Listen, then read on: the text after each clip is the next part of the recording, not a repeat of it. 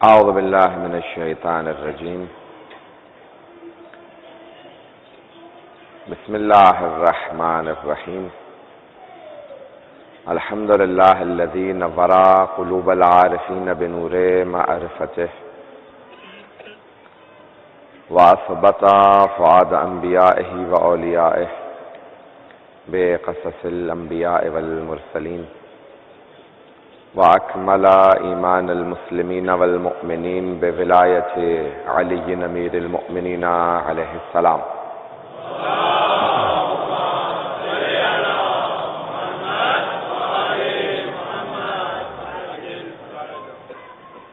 والصلاة والسلام والتحية والإكرام على أفضل الموجودات العبد المؤيد والرسول المسدد المصطفى الأمجد المحمود الأحمد أعني أبا القاسم محمد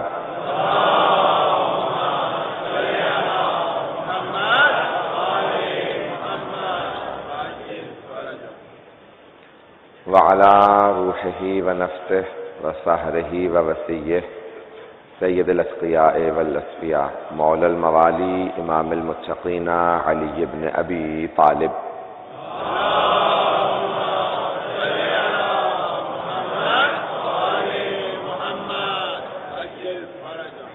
وعلى أوصيائه لا سيما بقية الله في الأرضين روحي وأرواح العالمين لتراب مقدمه الفدا واللعنة الدائمة على أعدائهم أجمعين من الآن إلى قيام يوم الدين أما بعد فقد قال الله الحكيم في كتابه الكريم بسم الله الرحمن الرحيم ونريد أن نمن على الذين استضعفوا في الأرض ونجعلهم أئمة ونجعلهم الوارثين صدق الله العلي العظيم صلوات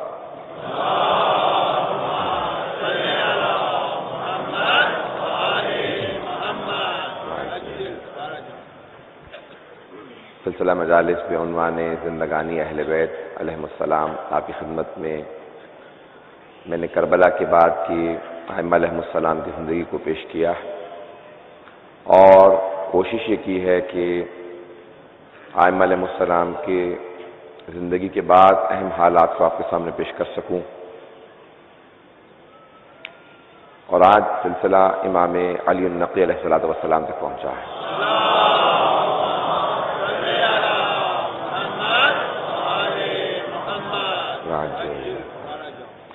دسویں امام علیہ السلام کا جو دور تھا وہ جو ایک خلافت کا تقدس لوگوں میں مشہور تھا، یعنی صرف ظاہری کم از کم لباس کی وجہ سے یا ظاہری دکھاوے کی وجہ سے یا جو ایک احترام لوگوں میں تھا کہ ٹھیک ہے خلفاء ہیں، وہ ختم ہو گیا تھا اور کوئی بھی احترام نہیں رہا تھا خلفاء کا، کیونکہ ایک ایسا خلیفہ خلافت میں آ گیا تھا جس کا نام متوکل تھا اور وہ اہل بیت کے آثار کو مٹانا چاہتا تھا، اور نہ صرف اہل بیت کے آثار کو مٹانا چاہتا تھا بلکہ اس کی سب سے بڑی سازش یہ تھی کہ دین کا جو لوگ احترام کرتے ہیں وہ ختم ہو جائے۔ متوکل عباسی سرعام شراب پیتا تھا، تمسخر کرتا تھا، گناہ کرتا تھا، تو لوگوں کے جو دلوں میں احترام تھا، جو تقدس تھا کہ یہ خلفاء ہوتے ہیں، وہ ختم ہو گیا تھا، اور یہ دسویں امام کا دور تھا۔ اس زمانے میں علویوں کی یعنی سادات کی، امام امیر المومنین کے بہت سے نسل کے اندر جو سادات تھے ان کی بے انتہا تحریکیں اٹھی، بہت سی نہضتیں، اور بہت سے اہل بیت کے ماننے والوں نے موومنٹس چلائیں، لیکن کسی کو بھی کامیابی نہ ہو سکی خلافت کے خلاف، حکومت کے خلاف۔ وہ کوشش کرتے تھے کہ ہم کسی طریقے سے گورنمنٹ کو گرا کے امام کے ہاتھ میں حکومت دے دیں۔ امام روکتے بھی تھے، کہتے تھے کہ دیکھو اس میں حصہ مت لو، لیکن پھر بھی لوگ نہیں سنتے تھے اور لوگوں میں ایک فرسٹریشن تھی، اور شاید جیسے آج پاکستان کے حالات ہیں، لوگ جیسے بہت فرسٹریشن کا شکار ہیں، حالات بہت زیادہ خراب ہیں، اس سے بھی کئی گنا زیادہ فرسٹریشن کا شکار تھے، بے انتہا بے صبری بے تابی لوگوں میں تھی امام علی النقی علیہ السلام کے دور میں صلی اللہ علیہ وسلم۔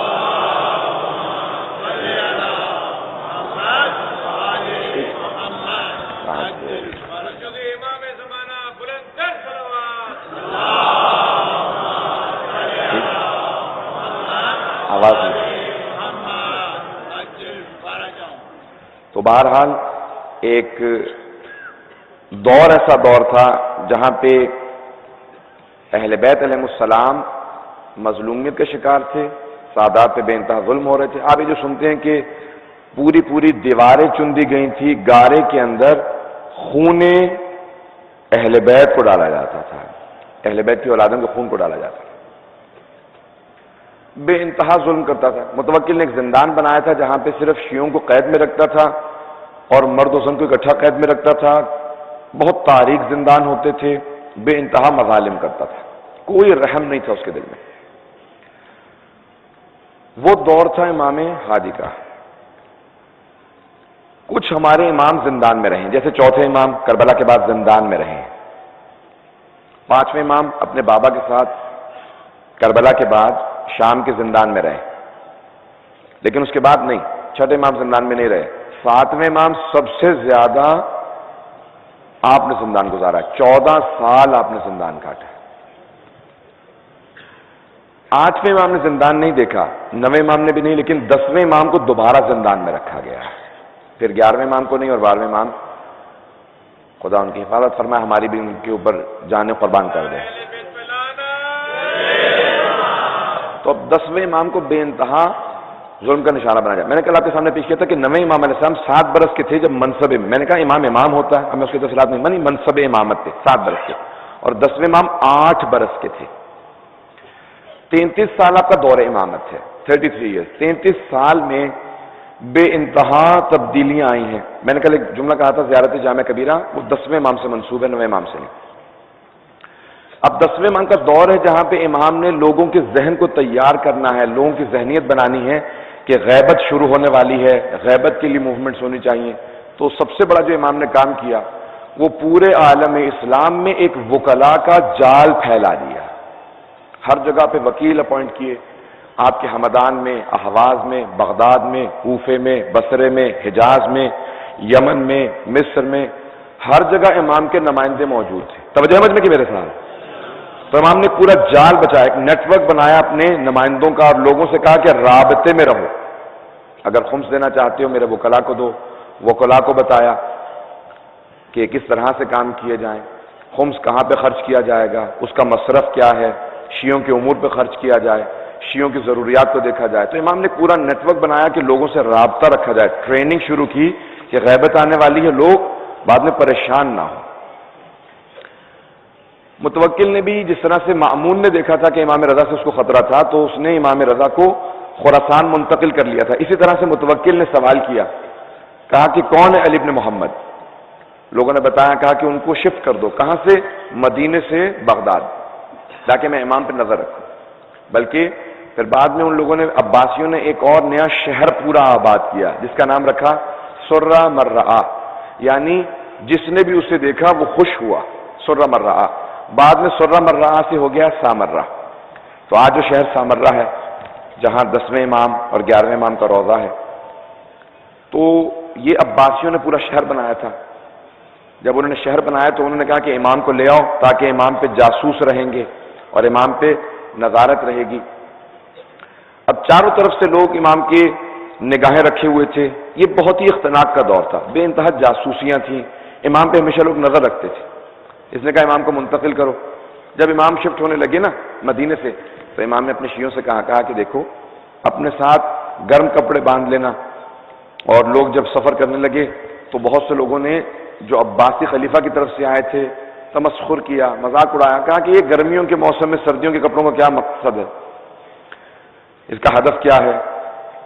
اور ایک آدمی مسلسل طنز کرنے لگا امام کے بعد شیعوں کے اوپر، کہا کہ بھی آپ کے جد علی، آپ کے پہلے امام علی کہہ گئے کہ ایک ایک قبر سے 70 مردے نکلیں گے، یہ کیسے ہوگا؟ تو اس نے کہا میرے مولا نے کہا ہے تو ایسا ہی ہوگا. اگر وہ 70 تو کیا، اگر وہ کہتے تھے نا کہ 70,000 مردے اٹھیں گے تو پھر 70,000 مردے اٹھتے ہیں. کیا امام نے کہا؟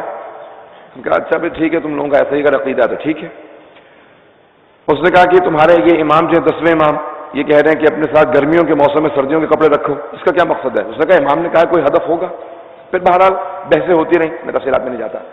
اب یہ جب سفر پہ چلے نا تو امام علیہ السلام نے کہا آج رات اپنے گرم کپڑے نکالنے نا ضرورت پڑے گی۔ ایک مرتبہ سرد ہوا چلی، جتنے لوگوں کے پاس سرد کپڑے نہیں تھے وہ سب کے سب سردی سے اس رات مر گئے، اور جو امام کے ماننے والے تھے جنہوں نے سرد کپڑے رکھے تھے وہ بچ گئے۔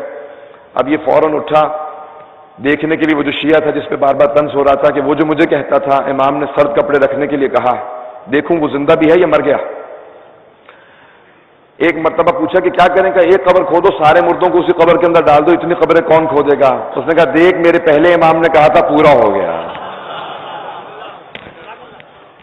یہ عقیدہ اس زمانے میں موجود تھا جیسا آج تشیع کے اندر موجود ہے کہ امام کے کہے ہوئے کے اوپر بہت یقین ہونا چاہیے، شک نہیں آنا چاہیے، جو امام نے کہا ویسا ہوگا۔ بہرحال اب وہ دور چلتا رہا اور اس دور کے اندر بے انتہا مسائل ہوئے، بے انتہا پریشانیاں آئیں، لیکن سب چیزوں کے باوجود امام علی نقی علیہ السلام نے اپنے شیعوں کی مسلسل رہنمائی کی، امامت کرتے رہے۔ سامرہ منتقل ہو گئے، جب سامرہ منتقل ہو گئے نا تو متوکل نے کہا کہ میں آزمائش کر کے دیکھتا ہوں کہ یہ ہیں کیسے، ان کا علم کتنا ہے، ان کی ہیبت کیا ہے، لوگ ان کو اتنا کیوں مانتے ہیں۔ تو اس نے دو کام کیے، صلوات محمد والے محمد سے ایکو بن کر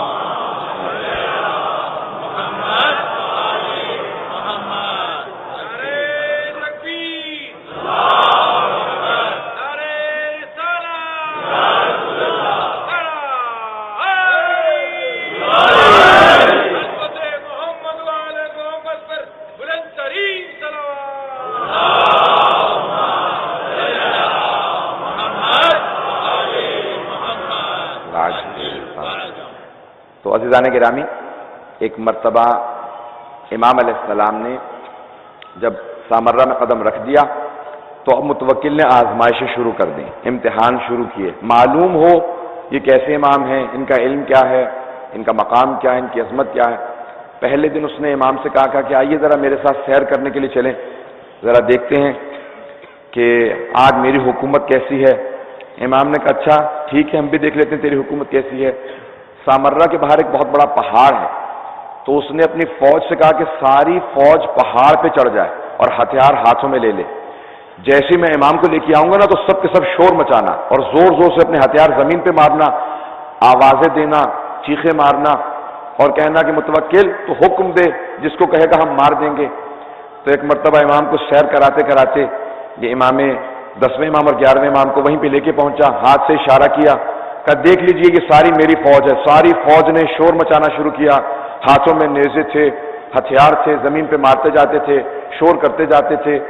جیسے اس نے شور کرنا شروع کیا نا تو اس نے متوکل نے کہا کہ فرزند رسول یہ ساری میری فوج ہے۔ امام نے کہا تو مجھے ڈرانے کی کوشش کر رہا ہے؟ ایک مرتبہ ہاتھ سے اشارہ کیا، زمین سے لے کے آسمان تک ملائکہ اور جن کھڑے ہو گئے، جن کے چہرے بہت بڑے بڑے تھے، ہاتھوں سے دھواں نکل رہا تھا، گرز ہاتھوں میں تھے جو لوہے کے تھے، اور امام کو سب کے سب کہہ رہے تھے مولا حکم دیجیے وہ متوکل کو اٹھا کے لے جاتے ہیں۔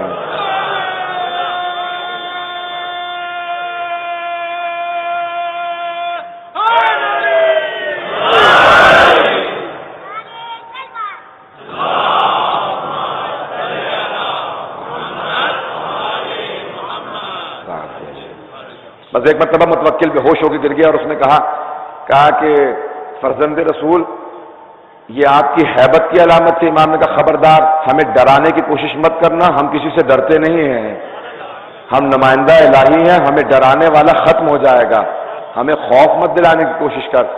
اب اس نے بہرحال سوچنا شروع کیا کوئی نیا منصوبہ بنایا جائے، امام کو کسی طریقے سے ان کی شیعوں کی نگاہوں میں معاذ اللہ گرا دیا جائے۔ اس نے اپنے دربار میں 500 افراد جمع کر لیے، یہ 500 افراد بیٹھے ہوئے تھے، ایک جادوگر کو لے کے آیا اور کہا کہ ذرا پہلے تیری آزمائش ہو جائے، تجھے جادو آتا بھی ہے یا نہیں ہے؟ یہ جو ٹرکس ہوتے ہیں اسلام میں جائز نہیں ہے، جادو بھی حرام ہے اور یہ جو شوبدہ بازی ہے یہ بھی حرام ہے، دونوں جائز نہیں ہے۔ بہرحال اب وہ جادوگر آیا، اس نے تھوڑا بہت جادو دکھایا، یہ سمجھ گیا کہ اچھا یہ جادوگر اچھا ہے، ذرا جاؤ جا کے علی بن محمد کو بلا لاؤ۔ امام کا نام احترام سے نہیں لیتا تھا، کہا جاؤ جا کے علی بن محمد کو بلا لاؤ۔ یہ خادم سے کہا جاؤ جا کے بلا لاؤ۔ اپنے درباریوں سے کہا جب وہ آئیں کوئی ان کے احترام میں کھڑا نہ ہو، کوئی بیٹھنے کی جگہ نہ دے، کوئی دروازہ نہ کھولے، کوئی پردہ نہ ہٹائے، جب امام آئیں گے تو خود ہی پردے کھولتے ہوئے دروازے کھولتے ہوئے آ کے میرے سامنے کھڑے رہیں، بس معاذ اللہ میں ان کی اہانت کروں گا، توہین کروں گا۔ اب ایک مرتبہ وہ خادم بڑا سوچتا ہوا پریشان حالت میں چلا، کہا پتہ نہیں کون سا کوئی بے بس سا امام ہوگا، کس حالت میں ہوگا۔ جب امام کے گھر پہنچا، جا کے سوال کیا، کہا کہ علی بن محمد کہاں ہیں؟ تو ایک خادم نے کہا وہ جو سامنے قبر ہے نا، جو اس قبر میں عبادت کر رہے ہیں، انہی کا نام ہے امام علی النقی علیہ السلام۔ اب یہ بڑا پریشان ہوا کہ رات کا وقت ہے، ہم تو قبرستان جاتے ہوئے ڈرتے ہیں، قبر میں عبادت کرتے ہیں۔ دیکھا امام قرآن کا مطالعہ کر رہے ہیں، کہا کہ آپ کا نام علی بن محمد ہے؟ امام نے کہا ہاں، مجھے ہی ہادی کہا جاتا ہے۔ کہا کہ متوکل نے آپ کو اپنے دربار میں بلایا۔ امام نے ایک مرتبہ اپنے امامے کو زیب تن کیا، ابا قبا اوڑھی، ہاتھ میں تسبیح لی، عصا لیا، اپنی قبر سے باہر نکلے اور چلنے لگے۔ اس نے کہا میں آپ کو راستہ دکھاؤں؟ امام نے کہا ہادی میرا نام ہے، تیرا نہیں ہے، مجھے راستہ دکھانے کی ضرورت نہیں ہے، مجھ سے راستہ دیکھ۔ جب چلنے لگا اس نے کہا کہ نہیں، اس کے چہرے پہ بڑا ہیبت و جلال ہے، نور بتا رہا ہے کہ یہ بے بس آدمی نہیں ہے۔ حضرات یاد رکھیے گا، کربلا میں سید الشہداء بے کس تھے، بے کس یعنی جس کا کوئی نہ ہو، بے بس نہیں تھے۔ بے بس اسے کہتے ہیں جس کا بس نہ چلے، اگر امام ہی بے بس ہو تو پھر امام کیسا ہے؟ امام بے بس نہیں ہوتا، تو بس نہ چلے نہیں، مثال کے طور پہ بس نہ چلے، ایک آدمی یہاں سے باہر جائے، 20 آدمی کھڑے ہوں، وہ اس کو لوٹ لیں، اس کا بس نہیں چلا کیونکہ وہ 20 افراد تھے۔ امام کسی حالت میں بے بس نہیں ہوتا، بات واضح ہے سب کے لیے۔ تو ایک مرتبہ امام چلے، جیسے ہی متوکل کے دربار میں پہنچے تو متوکل نے سب کو کہہ رکھا تھا کوئی احترام نہ کرے۔ ایک مرتبہ آندھی چلنے لگی، دروازے خود بخود کھلنے لگے، پردے سر پہ سایہ کرنے لگے۔ امام جیسے وارد ہوئے، وہ جو 500 افراد بیٹھے تھے متوکل کے کہنے پہ کہ کوئی احترام میں کھڑا نہ ہو، محسوس ہو رہا تھا سب کے گریبان میں ہاتھ ڈال کے کھڑا کر دیا گیا ہے، سب تعظیماً کھڑے ہو گئے۔ وہ متوکل جو سب سے کہہ رہا تھا کوئی کھڑا نہ ہو، وہ خود بخود اپنے تخت پہ کھڑا ہوا کہ فرزند رسول میرے تخت پہ بیٹھ جائیے، میں نیچے آ جاتا ہوں۔ امام نے کہا تیرے تخت سے ظلم کی بو آتی ہے، میں کبھی بھی ایسے ظلم کے تخت پہ نہیں بیٹھنا چاہتا، میرے لیے مسند بچھوا دو۔ امام نے ایک مرتبہ آرام سے بیٹھے، حضرت واقعہ سنا ہوا ہوگا کہ وہاں پہ جب اس جادوگر نے کام شروع کیا تو اس پہ تعجب نہ کیجئے گا کہ امام علیہ الصلوۃ والسلام حجت خدا ہیں۔ علامہ مجلسی نے لکھا ہے، بڑے بڑے بزرگ علماء نے اصول کافی میں بہت سے مقامات پہ، ہماری احادیث کی کتابوں میں مستند روایات سے یہ روایت آئی ہے۔ شک نہ کیجیے گا اس کے اوپر، بہت سے لوگ کہتے ہیں ایسا کیسے ہو سکتا ہے، شک نہ کیجیے، میں بھی اس میں نہیں جاؤں گا کہ کتنی دلیلیں پیش کروں اور کتنی اسناد پیش کروں کہ امام کا یہ واقعہ سچا ہے، اسناد میں نہیں جاؤں گا۔ ایک مرتبہ اس جادوگر نے جادو دکھایا، امام کے سامنے سے کھانا سرک گیا، امام نے فوراً کہا جو بھی ہے باز آ جائے۔ دوسری مرتبہ پھر اس نے وہی حرکت کی، امام نے کہا کیا ان درباروں میں شرفاء کی زبان کو نہیں سمجھا جاتا، جو بھی ہے باز آ جائے۔ تیسری مرتبہ جب امام کے ساتھ اس نے احانت کی کوشش کی نا، تو سامنے دیوار پہ ایک غالیچے پہ قالین کے اوپر شیر کی تصویر بنی ہوئی تھی، امام نے فوراً اشارہ کیا کہ ایھا الاسد، اے شیر، تیرے امام کی توہین ہو رہی ہے اور تو کھڑا دیکھ رہا ہے۔ ایک مرتبہ وہ جنگل کا شیر بن کے سامنے آ گیا، جیسے سامنے آیا فوراً اسی جادوگر کی طرف گیا، اسے نگل لیا، ایک خون کا قطرہ بھی نہیں گرایا، امام کے سامنے آ کے کھڑا ہوا اور کہا فرزند رسول اگر آپ حکم دیں میں متوکل کو کھا لوں۔ متوکل نے کہا فرزند رسول اگر آپ نہ ہوتے میں ہلاک ہو جاتا، اسے کہیے واپس چلا جائے۔ امام نے اشارہ کیا، کہا فرزند رسول سے کہیں میرا جادوگر واپس کر جائے۔ امام نے کہا اگر جناب موسیٰ کا عصا فرعون کے ان سانپوں کو، جادوگروں کے سانپوں کو لوٹا گیا ہوتا تو یہ شیر بھی تیرے جادوگر کو لوٹا جاتا۔ ایک مرتبہ دوبارہ بس بھی اسی دربار کے اندر جو مجھے ایک امام کا مناظرہ پیش کرنا جس کے لیے میں نے پوری تمہید باندھی ہے، اگر انشاءاللہ تعالی امام کی خوشنودی کے لیے باواز بلند صلوات پڑھیں گے۔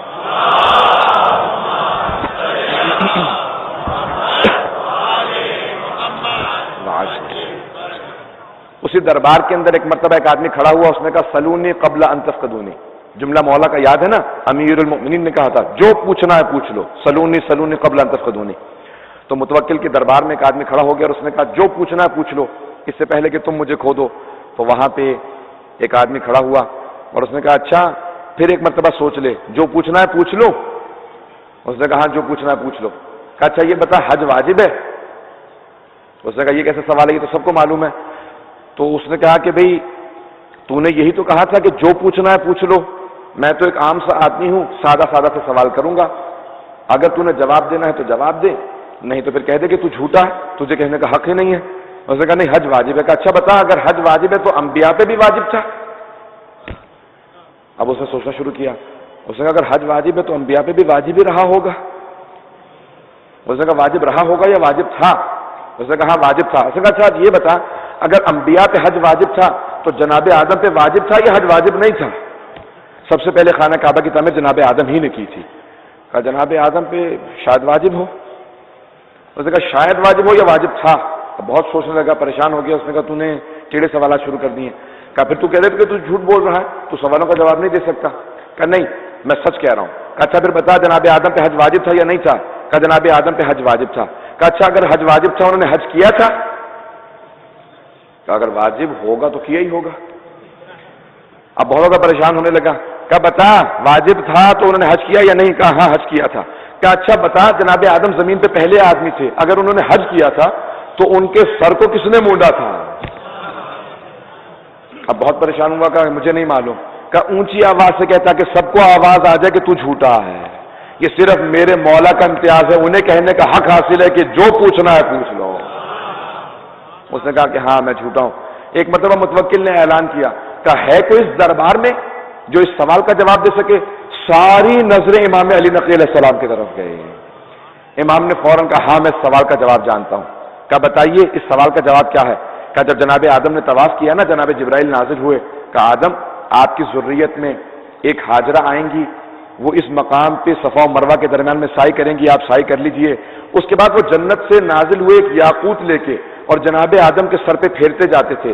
10ویں امام نے فرمایا جب وہ اس یاقوت کو جناب آدم کے سر پہ پھیر رہے تھے نا تو بال گرتے جاتے تھے، اور جہاں جہاں اس یاقوت کی روشنی گئی اللہ نے اس سارے احاطے کو حرم قرار دے دیا۔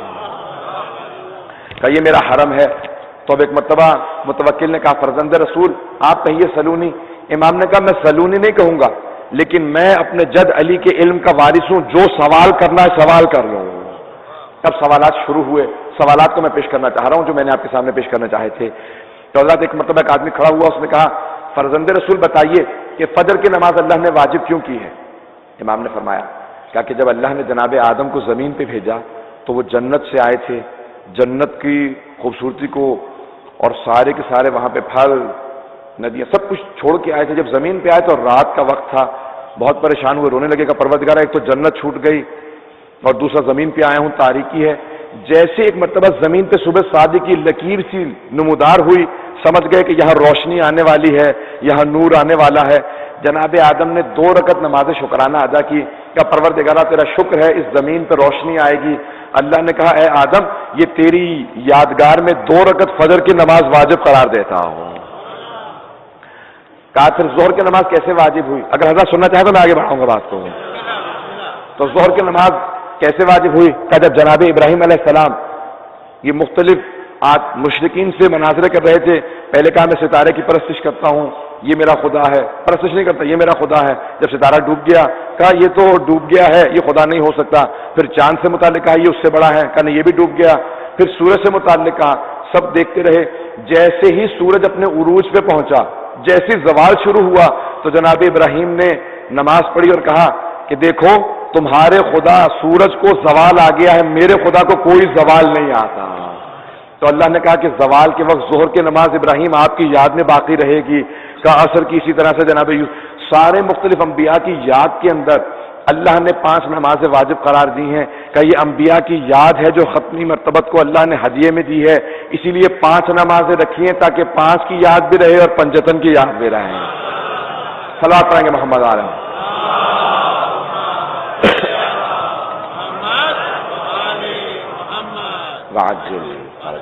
تو حضرات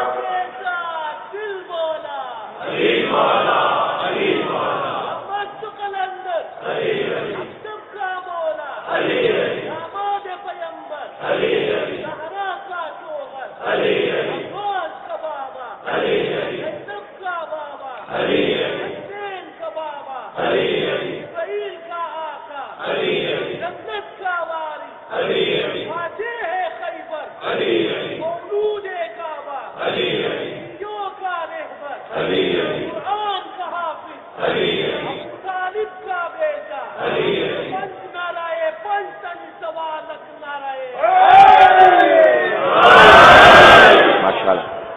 یہ ہیں جناب امیر المؤمنین کے فرزند جناب امام ہادی علیہ السلام.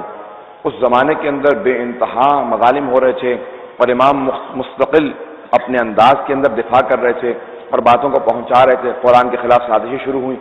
ایک بہت بڑی سازش شروع ہوئی اس زمانے کے اندر کہ قرآن مخلوق نہیں ہے، حادث ہے. جس طرح سے خدا قدیم ہے یعنی خدا ایٹرنل ہے، خدا ہمیشہ سے تھا ہمیشہ رہے گا، قرآن بھی ایسا ہے.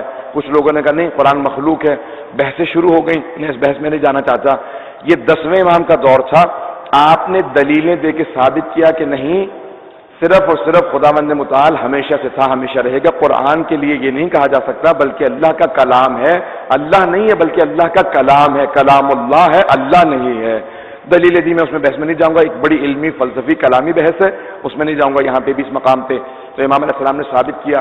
حضرات ہمارے ائمہ کا ہمارا افتخار یہ ہے کہ ہر دور میں جو علم میں سب سے آگے تھے وہ ہمارے ائمہ اہل بیت تھے، اور جو سب سے جن کی ہمیں افتخار ہے اپنے ائمہ علیہ السلام پہ کہ جنہوں نے ہمیشہ قرآن کا ہر طرح سے تفسیر کو پیش کیا، ہر طرح سے قرآن کا واضح الفاظ کے اندر ہر چیز کے اوپر تفسیر کو پیش کیا، دلیل کو پیش کیا، تعویل کو پیش کیا، وہ ہمارے امام ہیں. میں صرف اور صرف ایک واقعے کی طرف اشارہ کروں گا اور بات کو آگے بڑھا دوں گا. برائے خوشنودی محمد وعلی محمد صلی اللہ علیہ وسلم.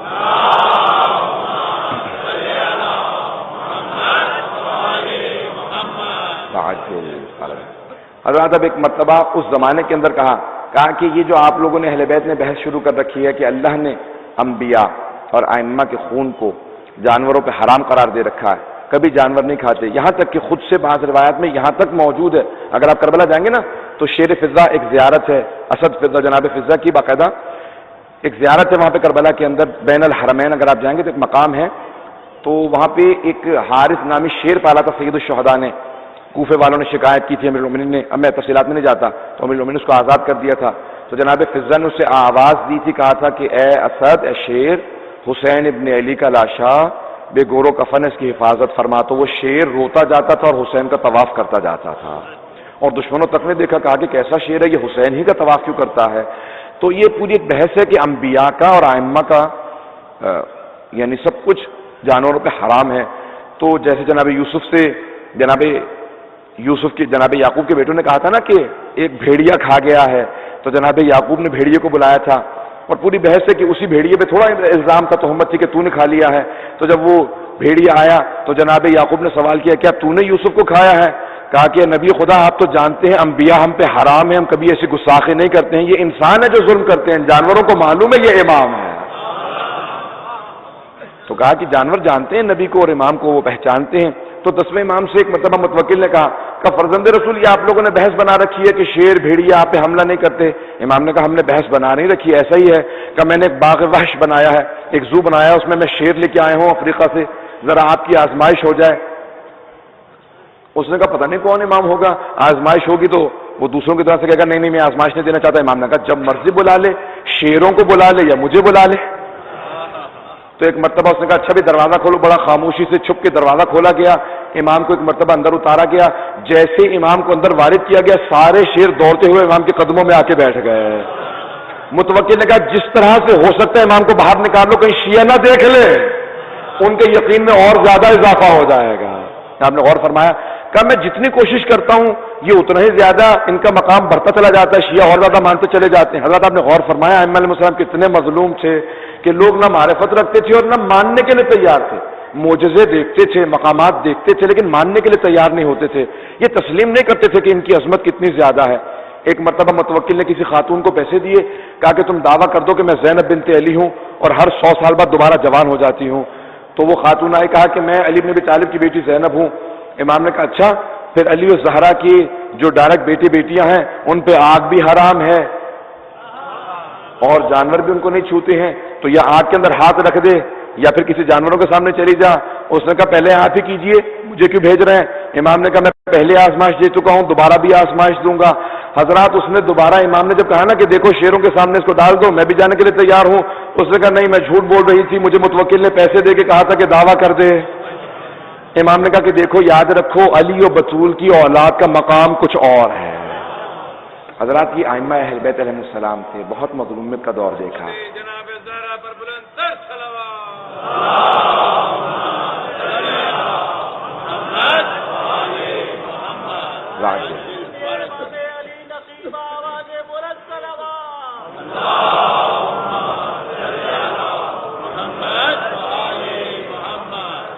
فی الارض۔ حضرات صرف سلونی سے متعلق چند مطالب کو پیش کروں گا اور پھر میں اس کے بعد مصائب پہ آ جاؤں گا۔ یہ ایام جو ہیں آخری ایام ہیں اور ان کے اندر آپ جتنا ہو سکے اپنے خلوص کو جتنا ہو سکے بلند کیجئے۔ یہ عطا کے ایام ہیں، حسین ابن علی بے انتہا سخی امام ہے، اور خداوند متعال جو کوئی بھی حسین کے صدقے میں مانگتا ہے اس کو رد نہیں کرتا۔ سب سے پہلے ایمان مانگیے، ایمان سے بڑی کوئی دولت نہیں، اور جب دوسری چیز مانگے تو کہیں پروردگارہ ہمیں بارگاہ امام کی زیارت نصیب فرما، ہمارے گنہگاروں۔ حضرات یہ سب سے بڑی نعمتیں ہیں، یہ جو آپ آ رہے ہیں جس تقدس کے ساتھ، جس احترام کے ساتھ، میں دیکھتا ہوں بعض لوگ دور دور بیٹھے ہوتے ہیں، بچوں کے ساتھ آتے ہیں، میری بہنیں آتی ہیں، پروردگارہ ان سب کا آنا قبول فرمائے۔ یہ آپ کی عقیدت، اس کی کوئی قیمت نہیں ہے جو آپ اہل بیت علیہ السلام کے لیے انجام دے رہے ہیں۔ تو حضرات امیر المؤمنین نے متعدد مقامات پہ کہا تھا اور آپ کے بیٹوں نے ہمیشہ کہا کہ یاد رکھو علم میں ہمارا کوئی مقابلہ نہیں کر سکتا۔ میں صرف ایک مثال دینا چاہتا ہوں اور تیزی سے گزروں گا، مولا کی زندگی سے پیش کرنا چاہتا ہوں۔ تو مولا نے ایک جملہ بارہا کہا، بار بار کہا، مدینے میں کہا، کوفے میں کہا، گھر میں کہا، مسجد میں کہا، ہر جگہ پہ کہا، جنگ میں کہا، صلح میں کہا، سلونی قبل ان تفقدونی، جو پوچھنا ہے ہم اہل بیت سے پوچھ لو۔ اور حضرت علی نے تو نہج البلاغہ میں یہاں تک کہا ہے کہ میں آسمان کے راستے زمین کے راستوں سے زیادہ بہتر جانتا ہوں۔ تو بہت سے لوگ کہتے ہیں کہ زمین چھوٹی ہے آسمان بڑا، تو مولا نے یہ کیوں کہا کہ میں آسمان کے راستے زمین کے راستوں سے زیادہ اچھے جانتا ہوں؟ حضرات جو جہاں زیادہ رہتا ہے وہ وہاں کے راستے زیادہ جانتا ہے۔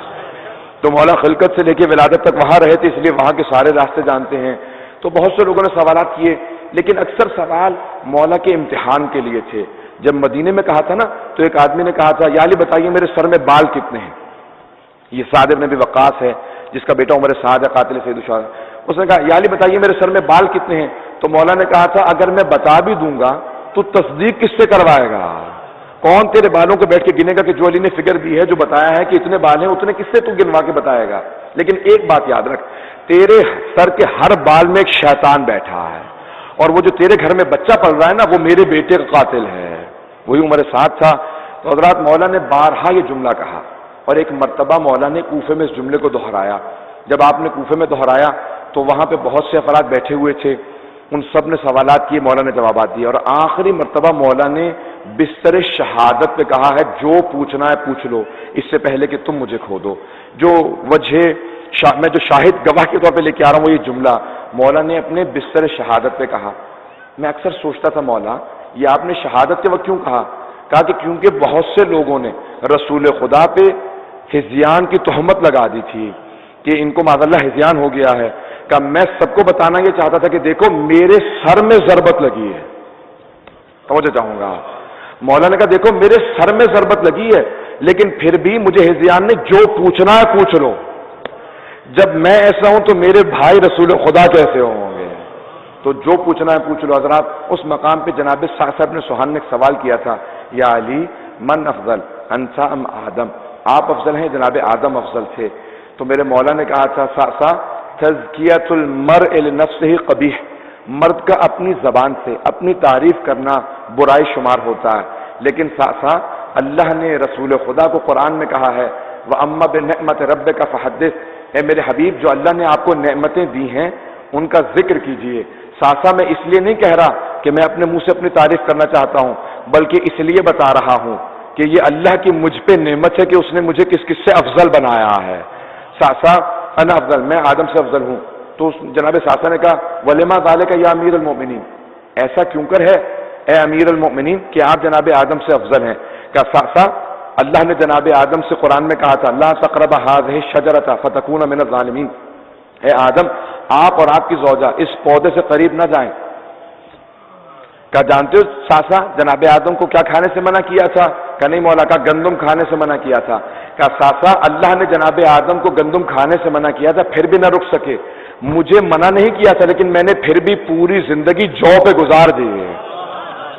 کہ ساسا اسی لیے میں آدم سے افضل ہوں۔ کہا کہ مولا آپ افضل ہیں یا جناب نوح؟ بس یہ میرا شاہد ہے جو گواہ کے طور پہ مولا علی نقی کے لیے لے کے آنا چاہتا تھا۔ کہ آپ افضل ہیں یا نوح؟ کہ انا افضل، میں نوح سے افضل ہوں۔ کہ وَلِمَا ذَلِكَ يَا أَمِيرَ الْمُؤْمِنِينَ، ایسا کیوں کر ہے کہ آپ جناب نوح سے افضل ہیں؟ کہ جناب نوح نے 950 سال تبلیغ کی، اور تبلیغ جب کر لی نا تو ایک دن ہاتھوں کو بلند کیا اور قرآن میں آیت موجود ہے رب لا تذر من الکافرین علی الارض دیارا، پروردگارہ کافروں میں سے ایک بھی کافر کو زمین پہ زندہ نہ چھوڑ۔ یہ کوئی ایمان نہیں لے کے آتے اور جو بچے پیدا کرتے جاتے ہیں ان سب کو کافر بناتے جاتے ہیں۔ پیغمبر اسلام کے بعد میں نے سخت ترین 25 سال گزارے لیکن میں نے ایک بھی مرتبہ بد دعا نہیں کی۔ مولا امیر المومنین نے کہا میں نے ایک بھی مرتبہ بد دعا نہیں کی۔ حضرات امام ہادی کو زندان میں رکھا گیا، امام ہادی پہ بے انتہا ظلم ڈھائے گئے، متوکل نے امام کی کئی مرتبہ شراب پینے کے بعد احانت کی۔ امام نے کہا اس وقت تو نشے میں تجھ سے بات نہیں کرنا چاہتا۔ ایک مرتبہ امام نے اشعار پڑھنا شروع کیے جن کے اندر آخرت کا تذکرہ تھا۔ متوکل کہتا ہے کہ یہ آپ نے اشعار پڑھے ہیں میرا نشہ زائل ہو گیا، یہ آپ نے کس قسم کے شعر پڑھے ہیں؟ امام نے کہا اگر تیرا نشہ اتر گیا ہوتا تو ہماری احانت کو بند کر دیتا۔ یاد رکھ ایک دن آنے والا ہے جس دن خدا حساب کتاب مانگے گا اور تم خسارے میں ہوگے اور صرف آل محمد جنت کا فیصلہ کرنے والے ہوں گے۔ حضرت متوکل نے کہا کہ کسی طریقے سے عزاداری کو رکوا دو اور آثار حسین کو مٹا دو، اور اس نے تمام کے تمام لوگوں کو شیعوں کو منع کر دیا کہ کوئی مجلس نہیں کر سکتا۔ دیکھا کہ لوگ پھر بھی چھپ چھپ کے سید الشہداء کی زیارت کے لیے کربلا چلے جاتے۔ مجمع کی توجہ ہے میرے ساتھ؟ تو اس نے کہا کہ کربلا کی زیارت کو بند کر دو۔ ایک مرتبہ پابندی لگی، کہا کہ کربلا کی زیارت کوئی نہیں کر سکتا۔ لوگ کربلا جانا بند پھر بھی نہیں ہوئے۔ اس نے کہا لوگوں سے کہو کہ جزیہ دینا پڑے گا، ٹیکس دینا پڑے گا جو زیارت کرے گا۔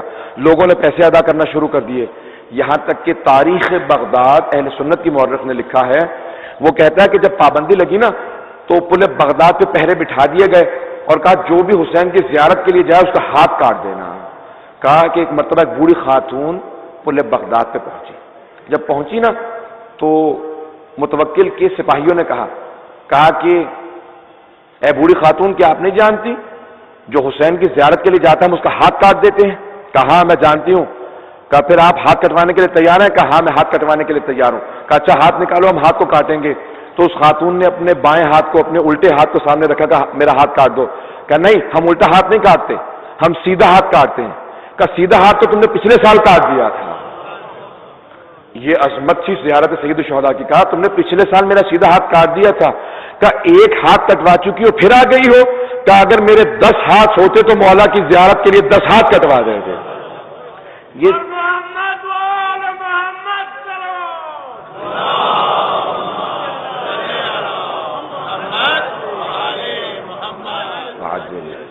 آپ نے غور فرمایا لوگوں کا جذبہ کیا تھا۔ متوکل سازشیں کرتا رہا، ایک مرتبہ اس نے آواز دی، اس نے کہا کوشش کرو کہ یہ لوگ زیارت بند نہیں کر رہے، یہاں تک کہ بعض اوقات 2 افراد جاتے تھے ایک کو قتل کر دیتے تھے۔ تاریخ بغدادی کی حاشیے پہ موجود ہے کہ ایک بوڑھی خاتون نے اپنے بیٹے سے کہا بیٹا میری بینائی چلی گئی ہے، اگر ہو سکے تو مجھے بڑھاپے میں ایک مرتبہ مولا حسین کی زیارت کروا دے۔ تو بیٹے نے کہا اچھا اماں۔ وہ اپنی ماں کو کاندھے پہ سوار کر کے پیدل چلنے لگا۔ جیسے پورے بغداد پہ پہنچا گا کہ کیا کرنے آئے ہو، انہوں نے اس کا تمسخر کیا، مذاق اڑایا، کہا کہ میں اپنی ماں کو زیارت کرانے کے لیے آیا ہوں۔ تو ایک مرتبہ انہوں نے اس آدمی کا گلا کاٹا اور اس کو پورے بغداد سے باقاعدہ دجلہ کے اندر دھکیل دیا، وہ گر گیا۔ اس کی ماں نابینا تھی، اس نے کہا کہ کیا بات ہے میں تو چل نہیں پاتی ہوں، میرا بیٹا کہاں ہے؟ کہا کہ اپنے بیٹے کو جا کے امام حسین سے مانگ لے، ہم نے مار دیا ہے۔ اب وہ رونے لگی۔ اس کے ایک مرتبہ جب دل ٹوٹا نا، جب ماں کا دل ٹوٹ جاتا ہے، ماں کے صبر کے لیے کسی زینب کا کلیجہ چاہیے، کسی جناب زینب کا کلیجہ چاہیے، وہ برداشت نہیں کر سکی۔ تو اس نے فوراً شکوہ شروع کر دیا، کہا میں امام حسین کی زیارت کے لیے آئی تھی اور میرا بیٹا چھین لیا گیا ہے، کہا ہے مولا عباس میرا بیٹا واپس کیوں نہیں کرتے؟ تاریخ بغداد والا کہتا ہے کچھ ہی دیر میں دیکھا، کہا کہ اماں شکوہ نہ کرتی، مجھے مولا عباس واپس لے آئے ہیں۔ جب واپس آیا کہ بیٹا تم چلے گئے تھے، کہا ہاں مجھے مار دیا تھا کہ مجھے دوبارہ پروردگارہ۔ یہ ہے زیارت سید الشہداء کہ جس کے اندر کتنے مظالم ہوئے۔ آج آپ کے لیے کتنی آسان زیارت ہے، آپ کتنی آسانی سے بیٹھ کے مجلس کر رہے ہیں۔ یہ مجلسوں پہ پابندی تھی، امام علی نقی کے دور میں مجلس نہیں کر سکتے تھے لوگ، مجلس کے لیے جمع ہوتے تھے انہیں مار مار کے اٹھا دیا جاتا تھا، کہا مجلس نہیں کر سکتے، اس مجلس سے لوگ حکومتوں کے خلاف ہو جاتے ہیں، متوکل کا تختہ نہ الٹ جائے۔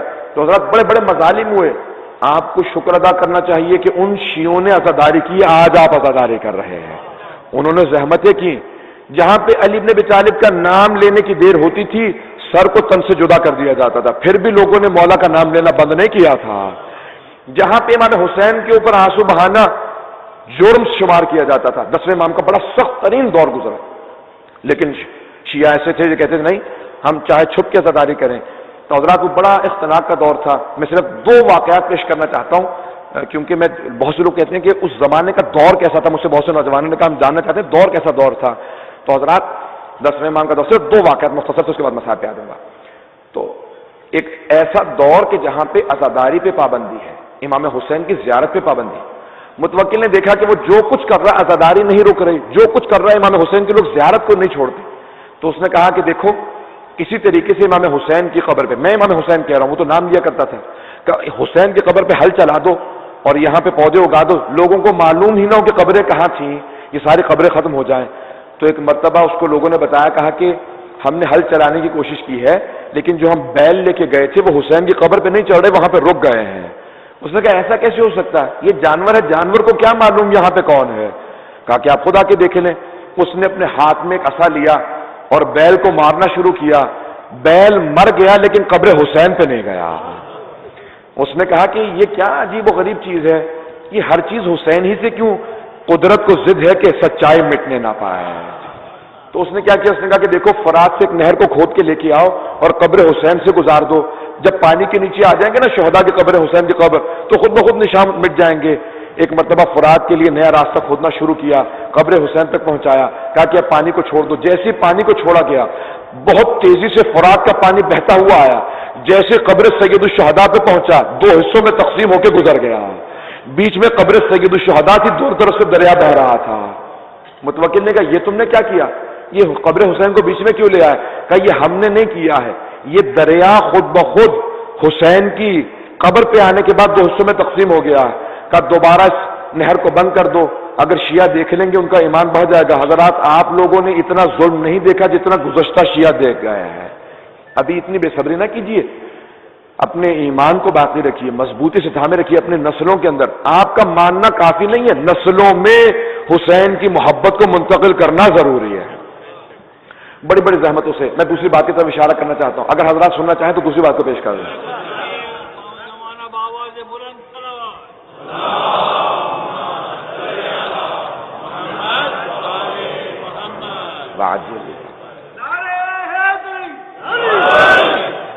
تاریخ بہت تلخ ہے, اگر دیکھا جائے تو شیعوں پہ ہمیشہ ظلم ہوتے رہے.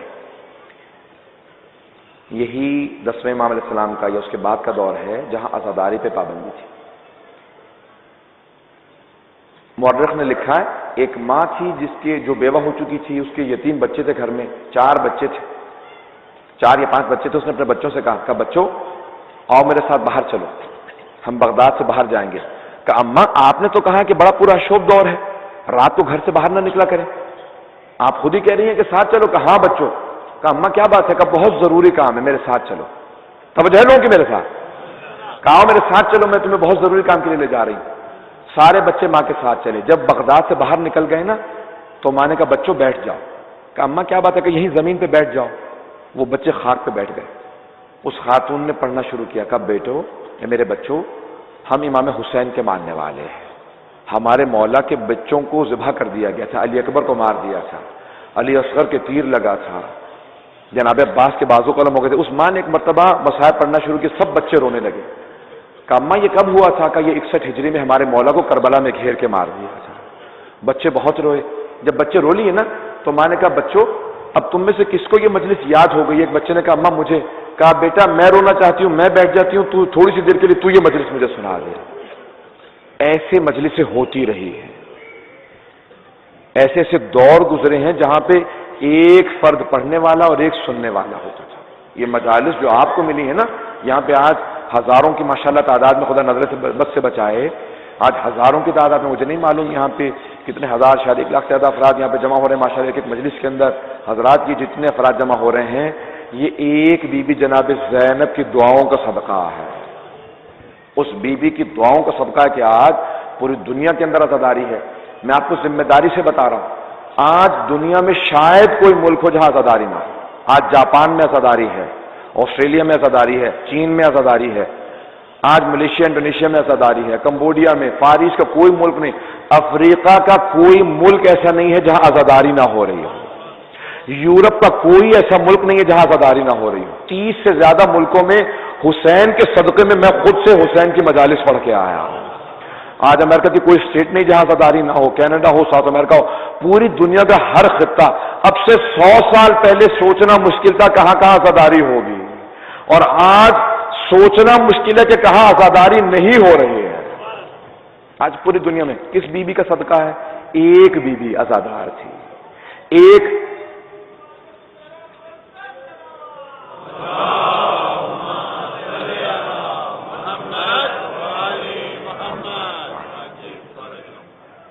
حضرات، یہ ایک امام تھے جو کربلا کے بعد رہ گئے تھے، ایک امام جو آج لاکھوں کروڑوں سے زیادہ ماشاءاللہ افراد موجود ہیں۔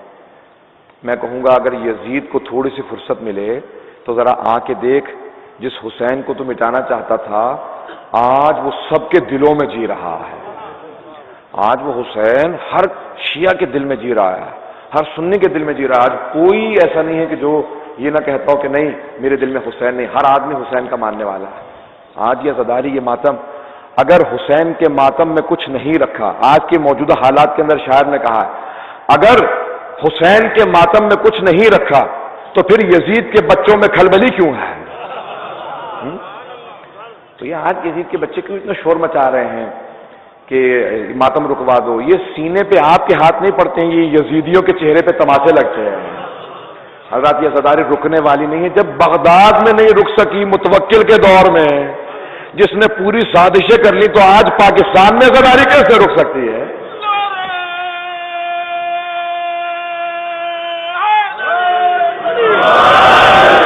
برحمتك يا أرحم الراحمين وصلى الله على محمد وآله الطاهرين